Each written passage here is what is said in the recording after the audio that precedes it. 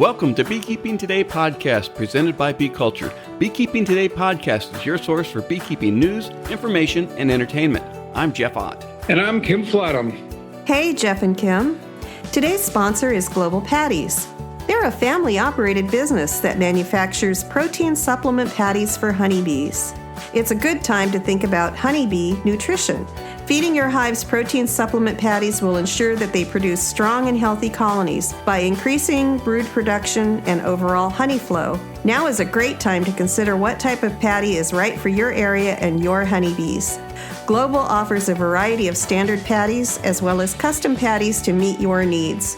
No matter where you are, Global is ready to serve you out of their manufacturing plants in Airdrie, Alberta, and in Butte, Montana, or from distribution depots across the continent. Visit them today at www.globalpatties.com.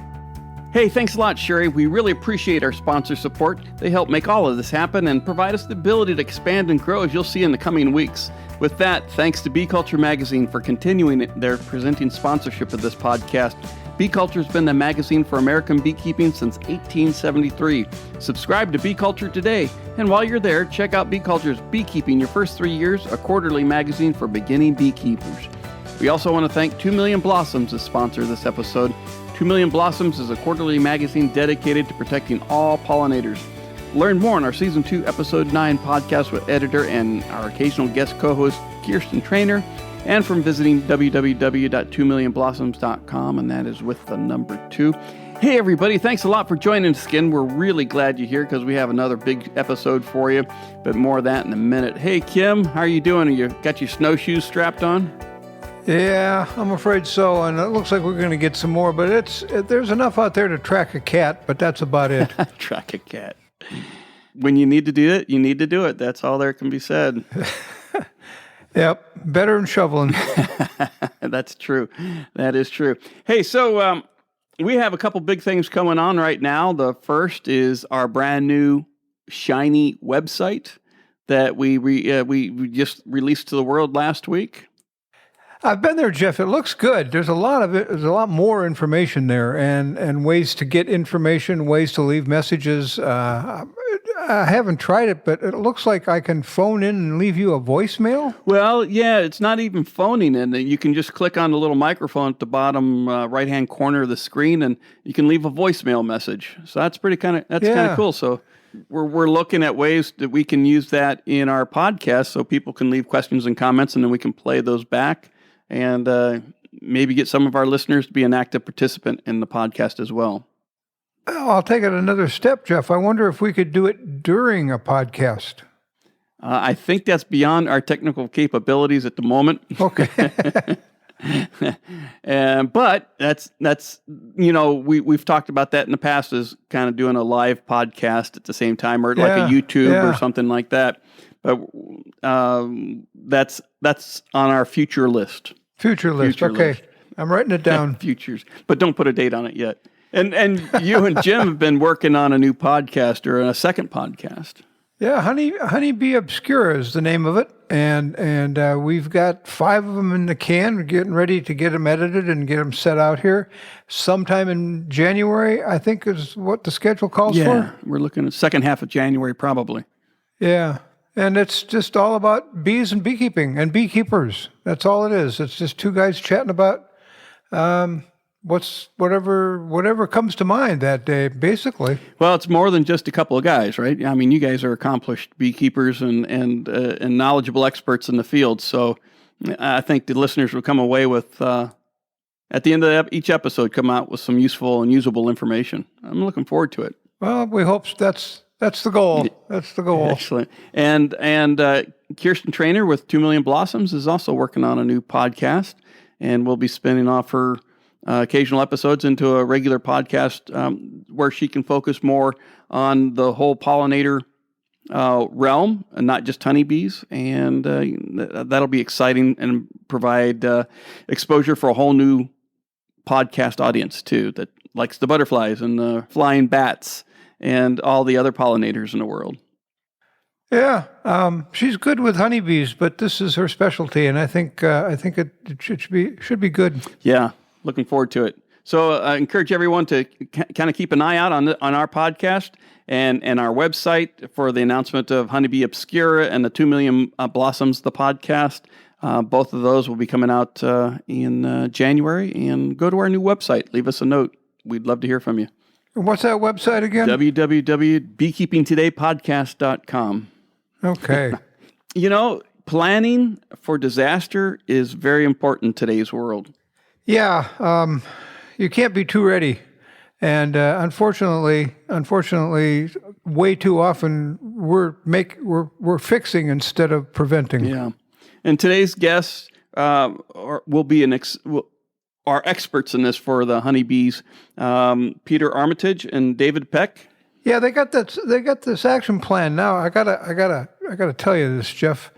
They're working up in Canada, and they're working on Newfoundland Island, and it's pronounced Newfoundland. Understand Newfoundland, because way too often slur it and we go Newfoundland. And if you live there, it's Newfoundland. So remember that when you're talking to them. So and Newfoundland, right? Newfoundland is there. I am just messing it up. Newfoundland is far eastern Canada. Is that correct? It's eastern. If you look at a map and you're looking at North America, Canada, and the U.S., and you look way off to the east, and on the eastern edge of Canada, you'll see a bunch of islands, and then you look up because Newfoundland is north of that bunch of islands, but that's where it is off the east coast of Canada. Pretty rugged terrain there. Yes. I would not want to try and keep bees there. I don't think. So we're going to be talking to them in just a few seconds about their Varroa Action Plan. They're Varroa free right now, and they're getting set to combat Varroa should they show up. Yep. All right. Well, before our visit with Peter and David, let's hear from our friends at Strong Microbials. Hello, beekeepers. Your honeybees face a lot of challenges out there. Unbalanced food sources from monoculture crops, holding yards, drought, food shortages, antibiotics, pesticides, and pathogens like chalk brood. To overcome these challenges, your bees need the multiple bacteria that are in all nectars, pollens, and the environment. These bacteria aid honeybees' digestion and improve your honeybees' response and resilience to pesticides. Now you can help improve your honey colony health with a quick, easy, and safe-to-use product. Strong Microbials Super DFM Honeybee uses naturally occurring bacteria to restore the healthy gut biome of your honeybees. Check them out today at www.strongmicrobials.com. Hey, welcome, Peter. Welcome, David, to Beekeeping Today podcast. Thanks for joining us today. Great to be with you. Thanks for having us. Jeff, I'm kind of looking forward to this because I just don't know a whole lot about the part of Canada we're going to talk about today. I've never been there, and this is the first person I've ever met from there. So I'm gonna learn a lot today. Yeah, I know I could probably point out Newfoundland. I can probably point out Newfoundland on a map. I can barely say it, so it's this is really going to be interesting. Peter, thanks for joining. We try to help come from aways, or mainlanders as they are called, with the pronunciation by saying, understand Newfoundland. Understand Newfoundland.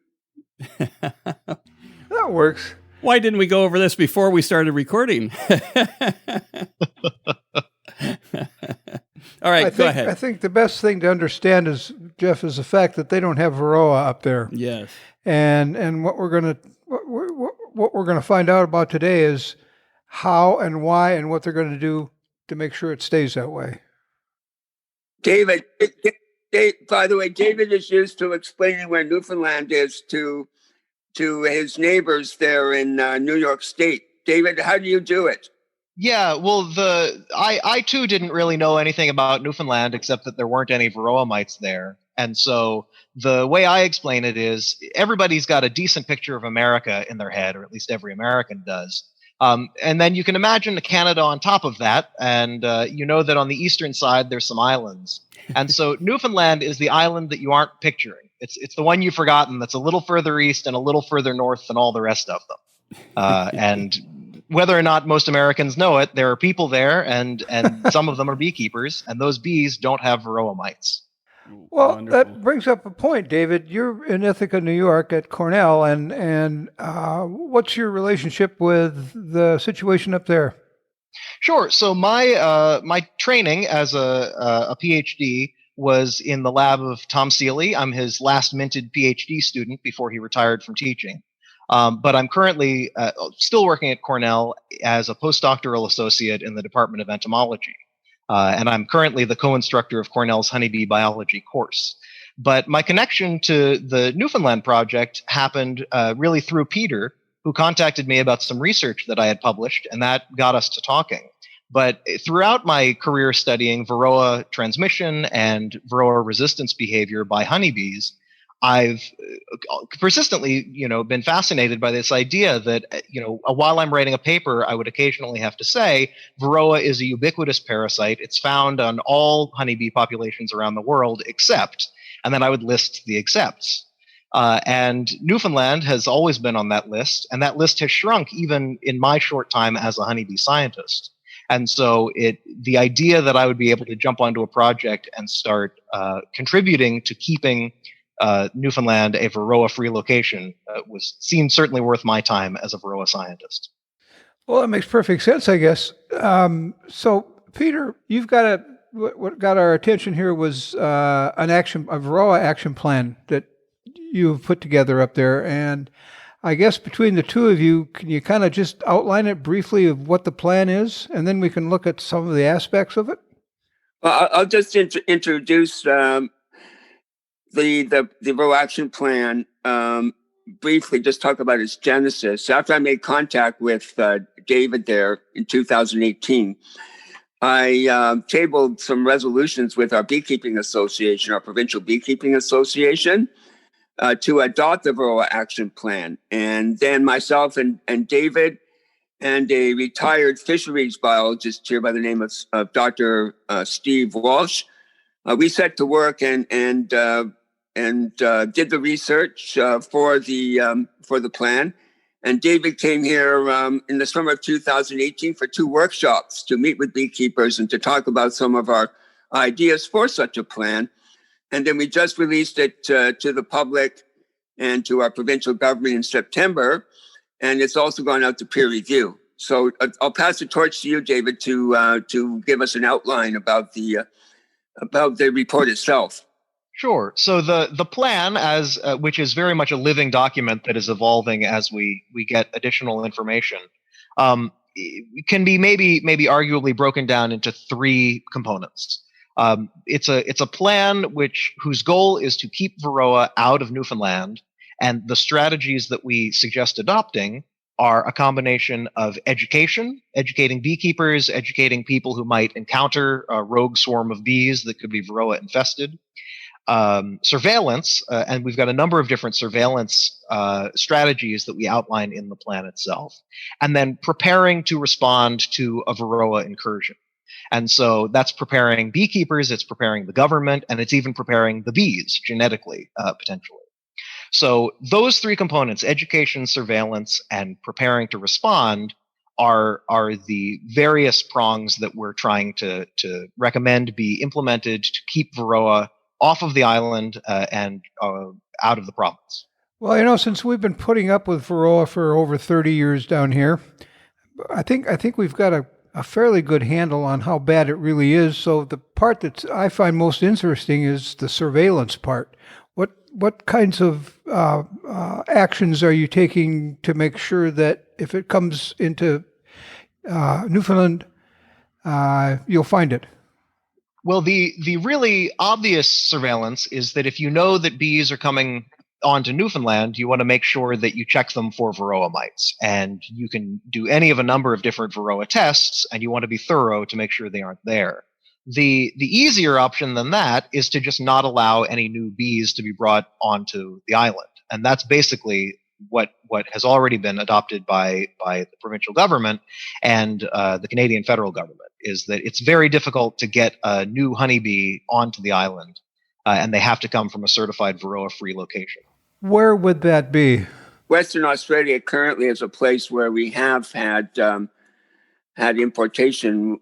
We have also imported eggs from other parts of Canada for the purpose of improving Varroa resistance in our stock. But we think that the highest risk for a Varroa incursion here is illegal importation, followed by a port of entry. We noted that the Australians had identified a port of entry as their highest risk for a Varroa incursion. But we would probably give illegal importation a higher risk rating.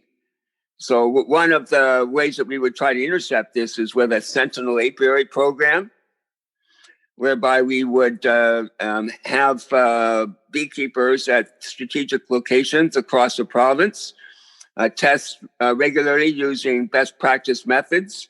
I'll let David speak a little bit more about that. And then we would also follow the example of the New Zealanders with a passive surveillance program, which includes training as many beekeepers as possible in the province to test routinely for Varroa, say using alcohol wash, or if they really don't want to kill bees, the sugar shake method. David, do you want to add to that? Well, I will just point out that in addition to these active surveillance and passive surveillance methods, because we think that one of the largest risks to the island's bee population of a Varroa incursion is someone ignorantly importing bees from off of the island, the education that we're trying to get out to the beekeepers and also to would-be beekeepers or to the family members of beekeepers is incredibly important, because if you decide you're going to import a bee colony from your buddy in a different province, then we're relying on your aunt to have seen some announcement on Facebook that if you know somebody getting bees, they better be getting them from a clean source somewhere in the province.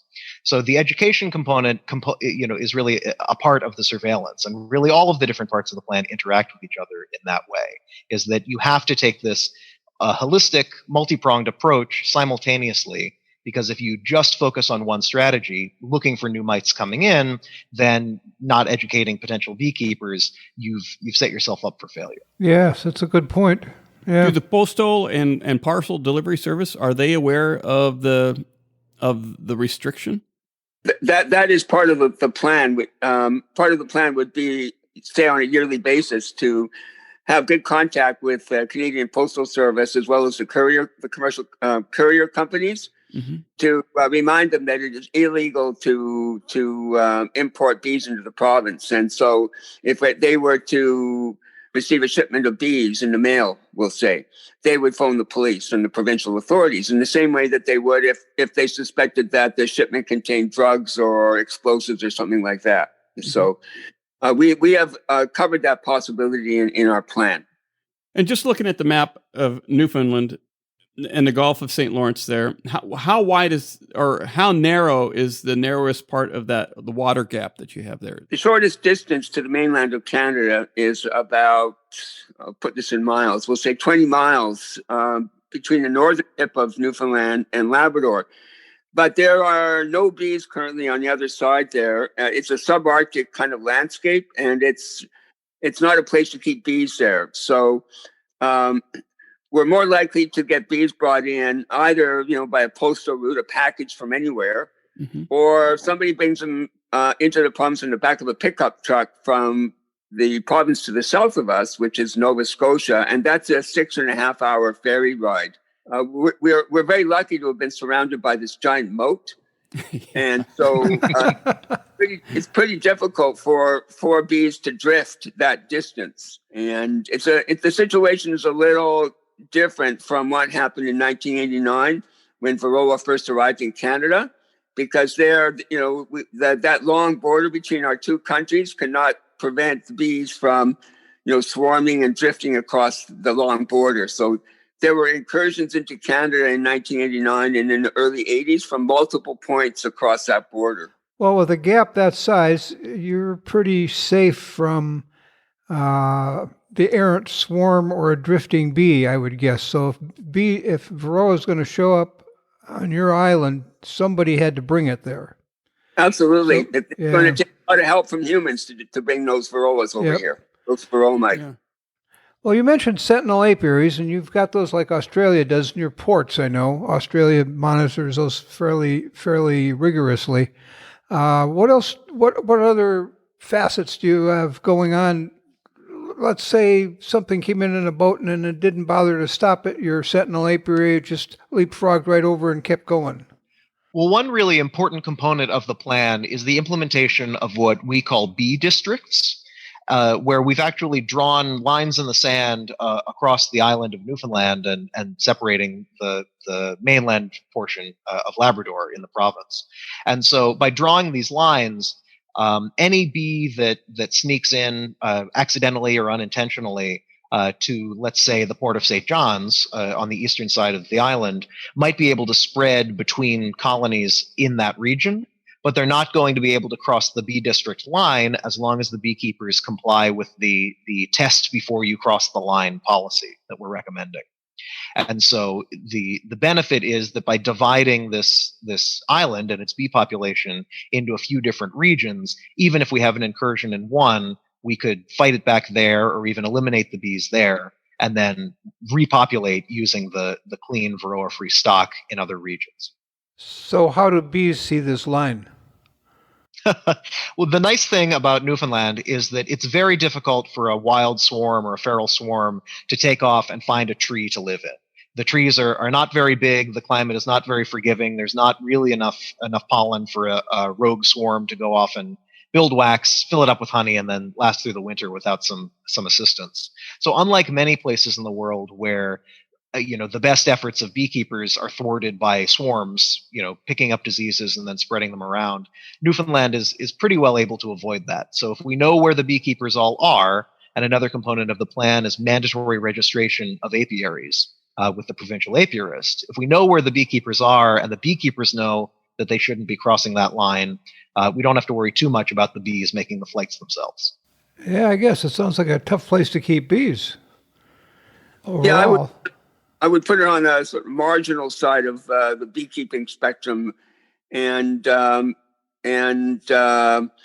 not a lot of agriculture here in the province as well. There are vast expanses of black spruce, boreal forest, and marshlands where there's little of interest to honeybees, and but there are still many areas in the province where you can keep bees. And I would say we're still in a kind of an experimental phase, trying to determine what kind of an industry we can develop here.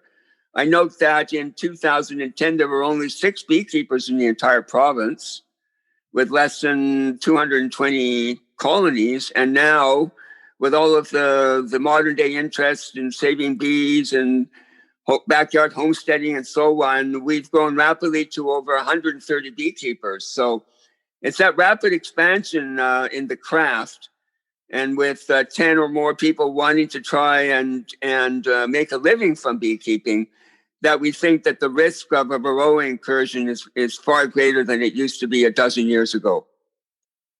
Yeah, it sounds like it. Wow. And most of these people are fairly new and have no experience with looking for Varroa. You could have it and not know it, definitely. So I would guess your education program is exactly that. At the forefront is what does it do, and how do I spot it, right? And exactly. the tests that you're giving.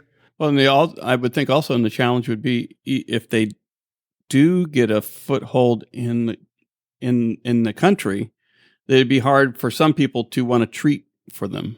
I would imagine if there's a lot of homesteading.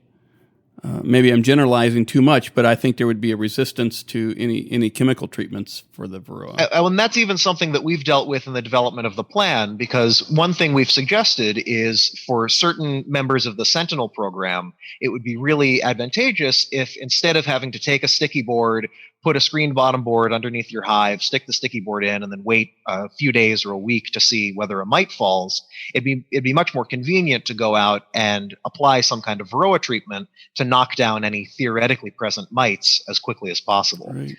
But we've already seen some pushback to those ideas about which chemicals are people comfortable putting in their hives, given that we know that there are issues with residue, there are issues with toxicity, and we know that the mites aren't even here. And so bringing in all of those downsides of Varroa treatment and not even having the mites is a pretty big ask for a small-scale beekeeper who may still want to participate in the Sentinel program. Yeah, good point. Good point. Wow. So you've got it sounds like you've got a pretty good plan. Is it already in place? Is it already set up? People, you got your lines in the sand and your sentinel apiaries and things going already? We discussed many of the most important elements of the plan at the two Varroa Action Plan workshops that David participated in, where he was a major presenter in August 2019. So now we've released the plan last month, and we are waiting for a response from the provincial government. There's a fair bit of homework for our government to attend to in terms of developing a crisis response.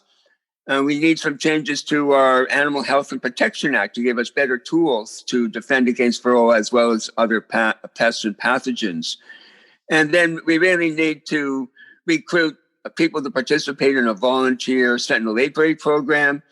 And we need to train our beekeepers in the basic elements of monitoring, testing, using screen bottom boards with sticky boards, alcohol wash, and so on. As you pointed out, because we are so Varroa naive here, our beekeepers don't know how to do any of this, but we need to learn very quickly. Well, I can see one of the advantages you have, if you will. One of the other advantages is that when we are testing for Varroa here, we're looking for a level per so many bees. You're looking for one. Exactly. It's either is or it isn't, as opposed to, well, there's a little bit. So that makes it simpler on that level. As scientists or as beekeepers in a world where we've accepted Varroa as an inevitability, we really worry about having a precise measurement. We need to be able to do a test on the same colony 3 times and get the exact same measurement so that we can estimate how many mites there are.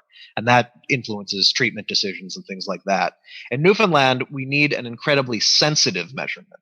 We need whatever will tell us, the first mite that we can possibly detect. And it doesn't matter if there's 1, 2, or 3 there. We just want to get those mites as quickly as possible so that we know that we need to activate whatever response mechanisms, can be put into place. Well, it sounds like a big job, actually, all things considered, getting people trained to do this and then getting people to do this and then having them continue to do it. I would guess that's probably going to be an even bigger challenge is, you got to test once a month or you have to, whatever. Beekeepers in the U.S. are not really good at this anymore. And we've kind of learned to live with it. Yep, I got them. I'm assuming that I have them and I'm going to do something as opposed to monitoring the levels of infestation that we have. Jeff, do you see any parallels on this program that we could use on the hornet you have in your part of the world or the pests that we've talked about with Dr. Ramsey? Yeah. Well, so the Asian giant hornet, it's over in the BC area from a Canadian standpoint in the northern West Washington, where I am. I could see where I like the sentinel aspects of the plan. I like the early warning, and I like the response plans that are built in place. And I think that's really helpful and really useful. One of the aspects of your plan I liked was you identified probable corridors of where the Varroa would transfer, and being as detailed to identify those up front, I think will serve you well. Hopefully not, but it will serve you well if and when that time comes. So with Asian giant hornet, I think that would be aspects of your plan would be really helpful. But I think for everyone, and based on our conversations with Dr. Sam Ramsey on the Tropolaelaps mite, and his concern that if it was to make a foothold in the United States or North America in total, your plan that you've put a lot of effort into would be a fantastic model and response for the Tropolaelaps. Well, we would hope so. And if you'll give me a moment, I'll tell a story that I think illustrates a component of that point there. which is that the way that I first met Peter and got involved in this Newfoundland project is that he read a paper that I wrote on the plausibility of Varroa mite transmission at flowers. And so for years, since well before Varroa had arrived in the United States, folks had been talking about, well, we know that bees can carry it hive to hive, and we know that there's drifting, and we know that there's robbing, and we know that beekeepers, with our messy habits, might move comb from here to there and wind up spreading the mites. But people had always said, it seems like, plausibly, the mites could also be spreading from bee to bee out of flower. And no one had ever bothered to test that. And so, or at least not in a real rigorous way. And so I decided that one of the first projects of bee science that I pursued in my PhD was precisely that, was to test whether or not you put a mite on a flower, a bee might visit that flower and wind up getting infested, whether it's even plausible that could happen. And so Peter found that paper that we eventually published and contacted me, and that's how I got involved. But I set out to do that project with my advisor, Tom Seeley. And he said to me, I think this will be an interesting project. It'll be a fun field research trip, but I doubt we're going to see this because I don't think these eyeless parasites are going to be good at finding a bee and jumping on while she's only briefly drinking nectar from a flower. And I turned to him very sternly and I said, Tom, never underestimate a parasite. And we went out there, and what we saw was that in fact almost every mite we put on a flower in our little experimental setup wound up jumping onto a forager and riding her back towards the colony.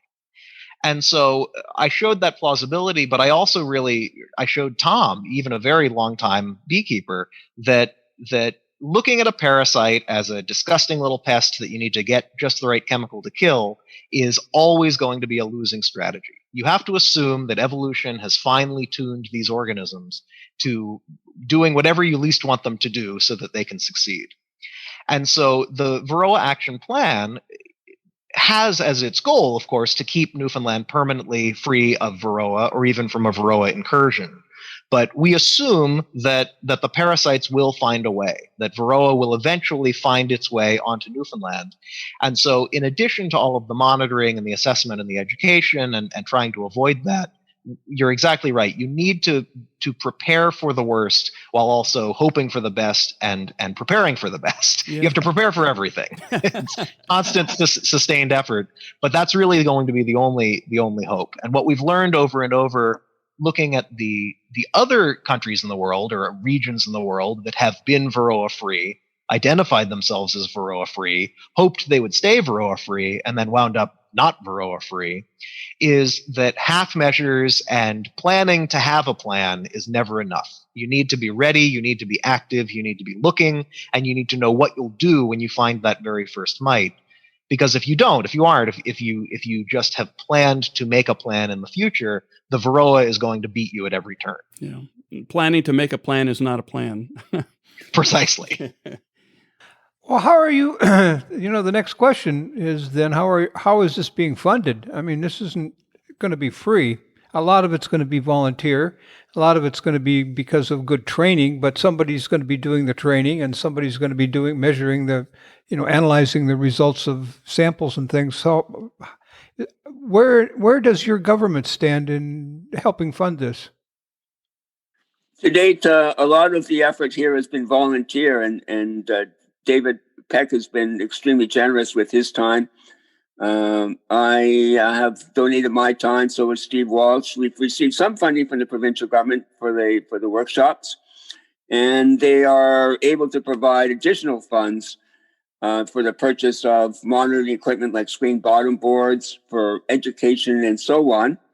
We're starting with implementation of the plan this coming weekend with the provincial bee inspectors, Fletcher and Mary Colpitts from New Brunswick, are going to be introducing our beekeepers to the monitoring methods that we think are best practices, the testing methods, the alcohol wash, sugar shake, and screen bottom board. So we're going to use a train-the-trainer model and hope that the people who are trained by the Colpitts from New Brunswick can then go on and train other beekeepers here. So this is being funded by the provincial government.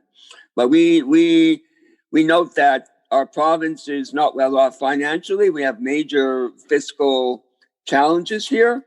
So a lot of this, I think, is going to depend on the volunteer efforts of our beekeepers. We are going to have to be very independently minded here. And as David has suggested, this is a long-term commitment, and it's going to take discipline and so on. And I hope we're up for it. Our beekeepers are proud of their Varroa-free status, but none of this comes for free. It's going to take a big effort, I think, and time will tell if we can pull it off. And the real tragedy of trying to implement a plan like this is that I've studied Varroa for years. I'm a beekeeper. I have Varroa in my colonies. And so I know the devastation that it can cause. Kim, you're a beekeeper. Jeff, you're a beekeeper. You know how bad Varroa can be. And you've experienced the heartbreak of having a nice, strong, healthy colony and then slightly mismanaging your Varroa control and watching them peter out and die in the fall before you even get to see if they make it through the winter. And so the real unfortunate thing, the tragic irony, is that Peter is the person here who needs to drive this plan forward, who needs to motivate the Newfoundland beekeepers, but none of them, unless they've bee kept away from Newfoundland, have any idea what's coming. They don't know what Varroa is. They haven't experienced that personal tragedy of losing a hive to mites. And so we need to find a way to educate, and you don't want to be a fearmonger, but you sort of have to put the fear of God in them. You've got to say, look, your beekeeping might be hard because it's cold, and it might be hard because you don't have quite as many nukes available. But it's going to get a lot harder if you aren't dedicated to keeping these parasites out, because the last thing you need in a marginal beekeeping environment is another challenge for you and your bees to have to overcome. That's for sure. Well, it sounds like you got a good start. I'm impressed. It's going to take a lot of coordination, communication, and cooperation to make it work. But I tell you, if I was living up there, I'd be first in line to make sure that I didn't get this beast, because I do know what it's like. So I guess I wish him the best, Jeff. Yeah, I think it's a great undertaking. Yep. I hope it works. I know we have cheerleaders elsewhere in the world who are wishing us the best. We've had contact with many of our friends in the United States and Australia, New Zealand, the Isle of Man, and elsewhere. And they hope that we can stay, why wouldn't you? They hope that we can stay Varroa-free for eternity. But I've encountered a lot of pessimism as well. Pretty much everyone says it's just a matter of time before you get it. So you need to prepare for it and make sure your beekeepers know how to treat now in order to limit the devastation when we finally get it. Yeah. Realism. It's the hardest part of this. I like the plan. I encourage everybody to go out there and take a look at the plan. It's well thought out and can serve for a model for not only for Varroa, but the Asian giant hornet, Tropalaelaps. I like it from just about anything that can attack anything. I think I like the action plan. It's very good. Well done, guys. Kudos to you. Thank you. Anything else, Jeff? No, guys. Is there anything we haven't? I mean, we can go into great detail, but anything that you want to touch on that we haven't brought up? If anybody from Newfoundland contacts you and says that they'd like you to ship them a nuke clandestinely, say no. You got that. The rest of you can help us by not facilitating illegal importation. So that would really help a lot. And all right, everybody listening out there, don't send your bees to Newfoundland. They don't want them. Well, David and Peter, thank you very much. This has been very enlightening. Very good. Finding your action plan, reading through it, made life simpler. Made this simpler to understand, and I encourage everybody to take a look, because we've got some pests on the horizon that we're going to have to be looking for also, and this is a good place to start. Thank you. Thanks, guys. Take care. Thanks for joining us. Yep, pleasure. I have to agree with you, Kim, after listening to David and Peter, that it sounds like beekeeping in Newfoundland is very difficult. I'm not sure if I'm hardy enough to even try it, to be honest.